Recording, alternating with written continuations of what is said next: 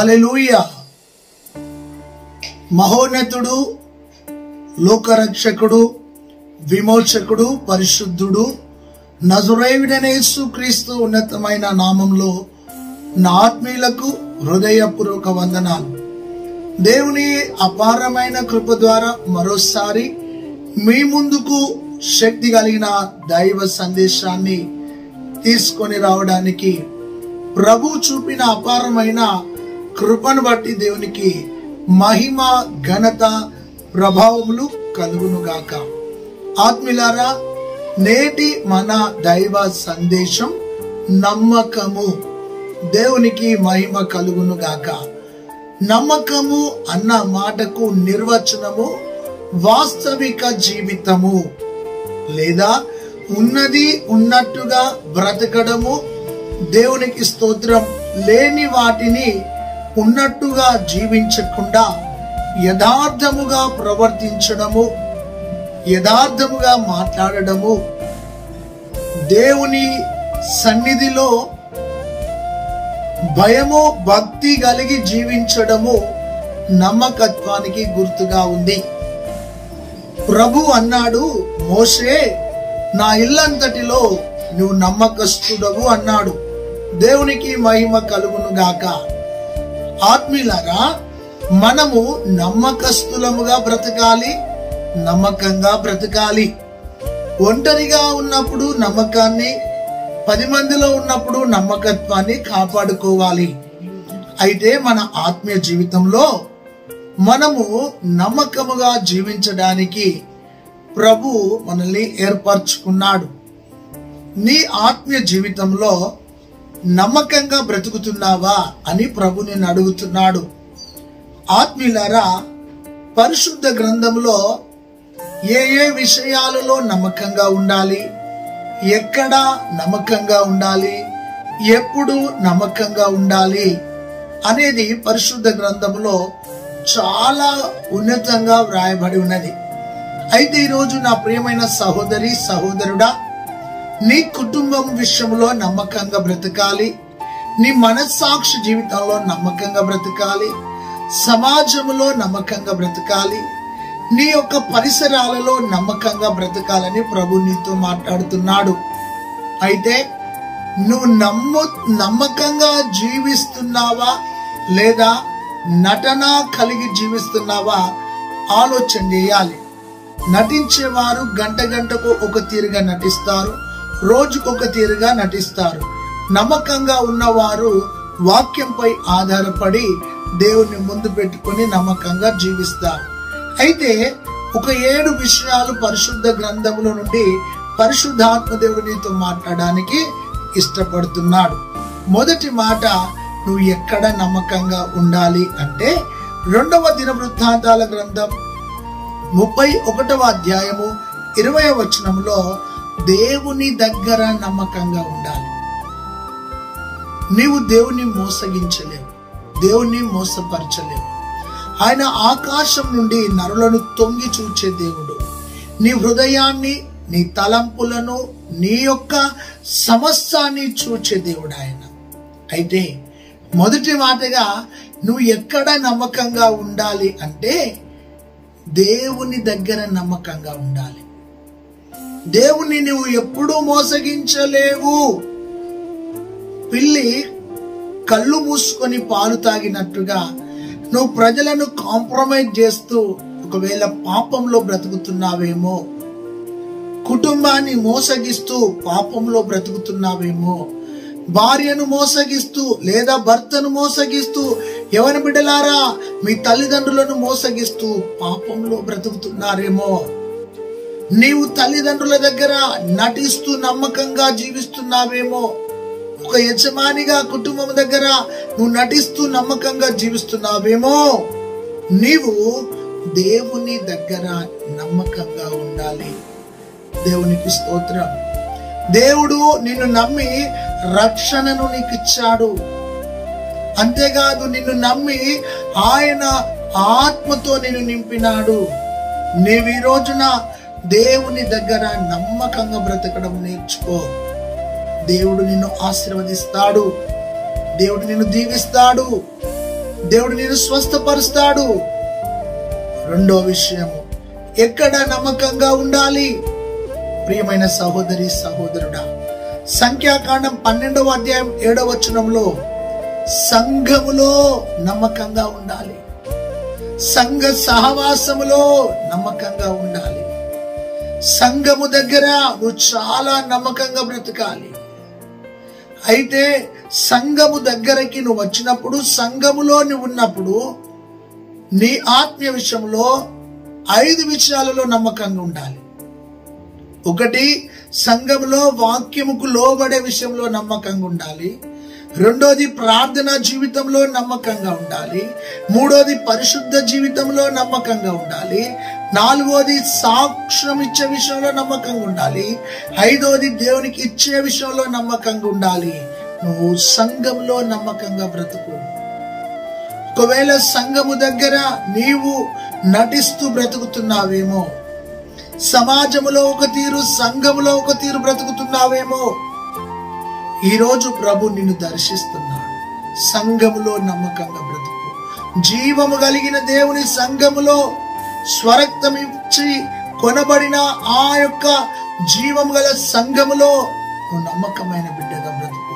సంఘానికి శిరస్సు ప్రభు అయినాడు, సంఘానికి అవయవములము మనమై ఉన్నాము. నువ్వు నమ్మకంగా జీవించడం నేర్చుకో. చిన్న విషయములోనైనా పెద్ద విషయములోనైనా నమ్మకంగా బ్రతకడం నువ్వు నేర్చుకో. దేవునికి స్తోత్రం కలుగునుగాక.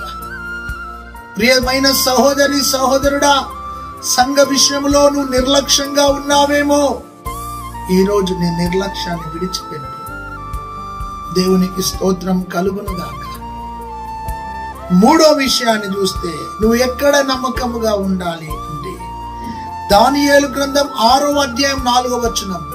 దానియేలు గ్రంథం 6వ అధ్యాయం 4వ వచనంలో, నీవు పని చేయుచున్న స్థలములో నమ్మకంగా ఉండు.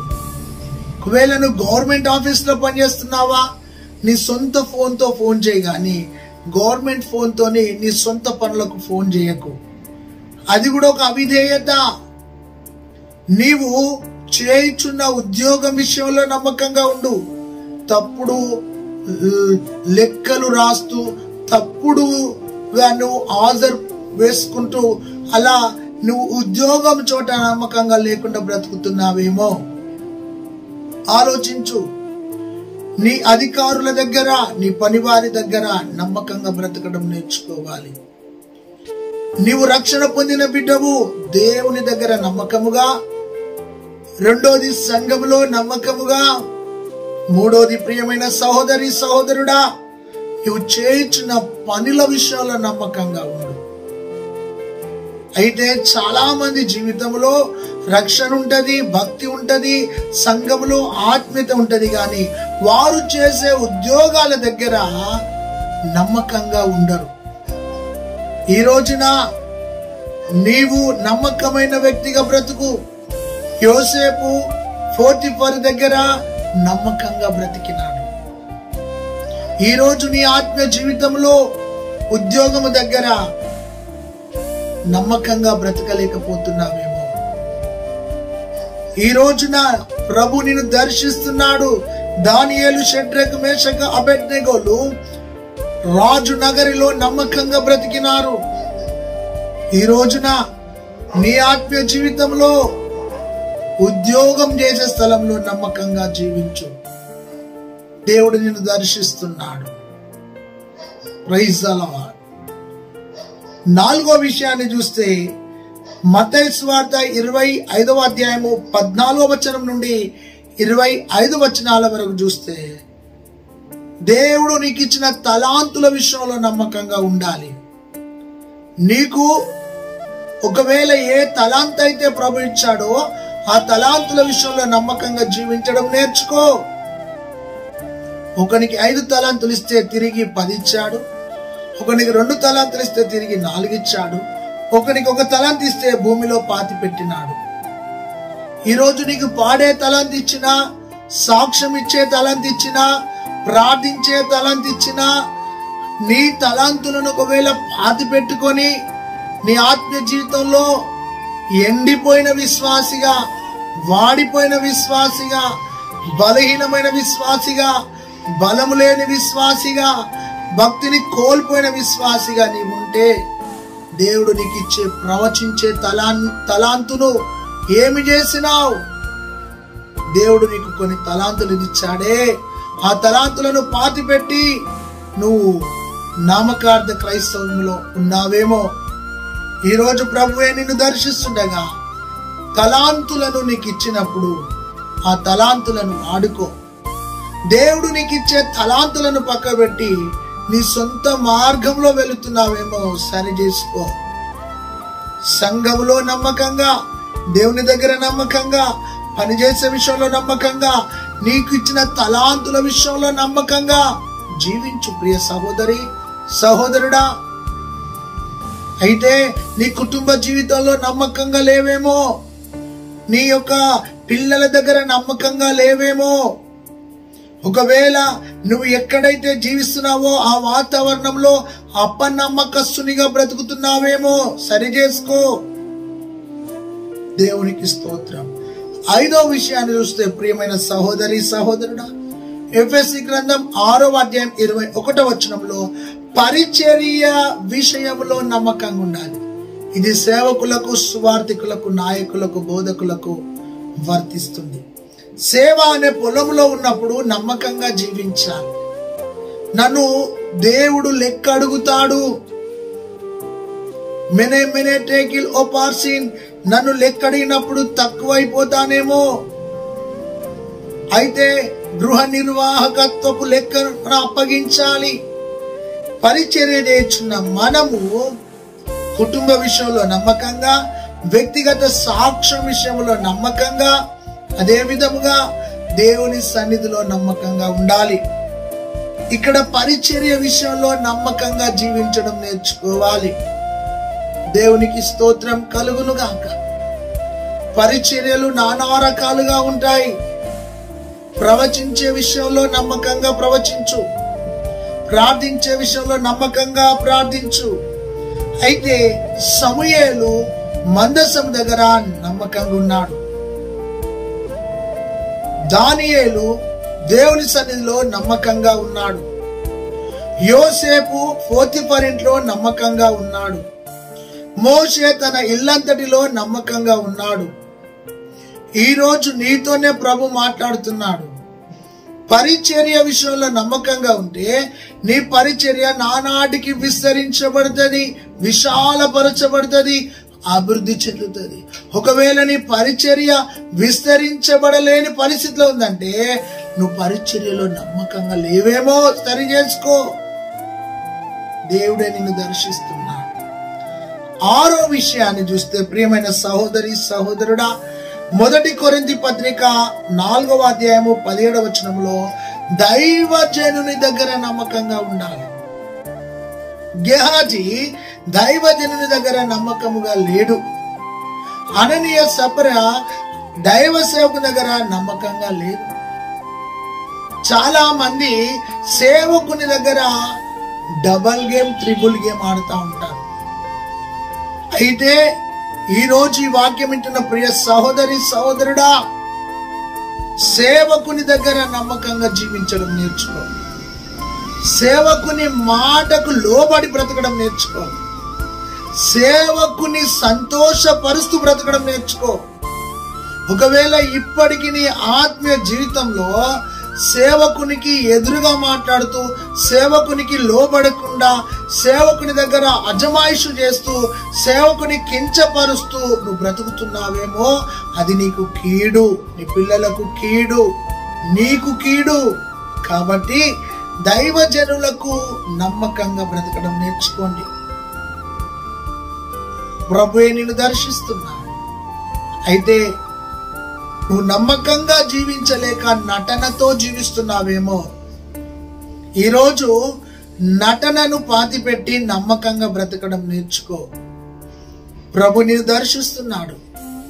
దేవునికి స్తోత్రం కలుగును గాక. నీ హృదయములో దేవునికి ఆయాసకరమైనవి తీసి బయట పారవేసేయి. నీ మనసులో ఉన్నాయి పారవేసేయి. నీ అంతరంగంలో ఉన్నాయి పారవేసేయి. నీ జీవితంలో దేవునికి ఆయాసకరమైన తీసివేయి. ప్రభు నిన్ను దర్శిస్తున్నాడు. నీవు సేవకుని దగ్గర నమ్మకంగా జీవించడం నేర్చుకో. దేవునికి స్తోత్రం కలుగును గాక. హల్లెలూయా. దేవునికి మహిమ. ఏ బోధకుని దగ్గర నువ్వు అయితున్నావో ఆ బోధకుని బోధలో నమ్మకంగా బ్రతకడం నేర్చుకో. హల్లెలూయా. చివరిగా ప్రియమైన సహోదరి సహోదరుడా, 1 తిమోతి పత్రిక 3:11 తిమోతి అన్ని విషయాలలో నమ్మకంగా ఉండుమని పౌలు హెచ్చరిస్తున్నాడు. మాట విషయంలో, ప్రవర్తన విషయంలో, ప్రేమ విషయంలో, నీ సాక్ష్యం విషయంలో నువ్వు నమ్మకంగా ఉండాలి. అయితే ఇక్కడ అన్ని విషయాలలో యవనస్తుడా నువ్వు నమ్మకంగా ఉండని పౌలు తిమోతిని హెచ్చరిస్తూ సరిచేస్తున్నాడు. అయితే ఈ రోజున నమ్మకంగా బ్రతుకుతున్నావా? నమ్మకంగా జీవిస్తున్నావా? నమ్మకంగా దేవుని ఆరాధిస్తున్నావా? ఆలోచించు. అయితే నీ ఆత్మీయ జీవితంలో దేవుని నువ్వు నమ్ముతున్నావు అని దేవుడు నిన్ను నమ్ముతున్నాడా? ఆలోచించు. ఈరోజు ఈ మాటలు నీ హృదయంలో భద్రపరచుకో. దేవా, నీ దగ్గర నేను నమ్మకంగా జీవిస్తా, సంఘంలో నమ్మకంగా జీవిస్తా, నేను పని చేసే విషయాలలో పని దగ్గర నమ్మకంగా జీవిస్తా, అయ్యా నాకు ఇచ్చిన తలాంతులను వాడుకునే విషయంలో నమ్మకంగా జీవిస్తా, పరిచర్యలో నేను నమ్మకంగా జీవిస్తా, సేవకుల దగ్గర నమ్మకంగా జీవిస్తా, అన్ని విషయాలలో నా యొక్క ఆత్మీయ జీవితంలో నమ్మకంగా జీవిస్తానని ఒక తీర్మానం తీసుకో. దేవుడిని దీవించబోతున్నాడు, ఆశీర్వదించబోతున్నాడు. నువ్వు మేలు చూడబోతున్నావు. నీ జీవితంలో అద్భుతం జరగబోతుంది. నీ ఉద్యోగ విషయంలో, వివాహ విషయంలో, ఆర్థిక విషయంలో, నీ ఇల్లు విషయంలో, నీ కుటుంబంలో శుభకార్య విషయంలో మేలు చూడబోతున్నావు. నమ్మకస్తునికి మెండైన దీవెనలు కలుగుతాయంట. అయితే ఈ రోజున ప్రభా, నేను అపనమ్మకస్తురాలుగా జీవిస్తే నన్ను క్షమించి నమ్మకంగా బ్రతికే భాగ్యం నాకు దయచే ప్రభాని చిన్న ప్రార్థన చేయి.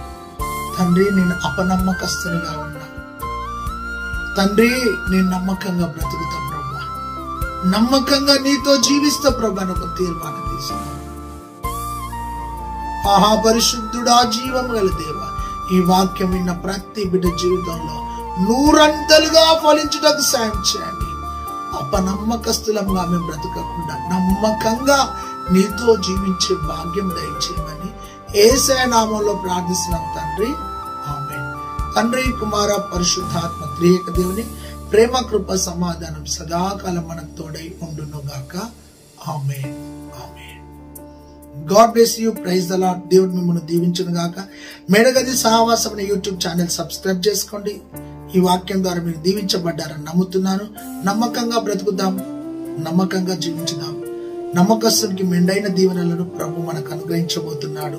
ఒక యోసేపు వలె, ఒక దానియేలు వలె నమ్మకమైన బిడ్డలముగా దేవుని కోసం బ్రతకాలని ఆశిస్తూ ముగిస్తున్నాను.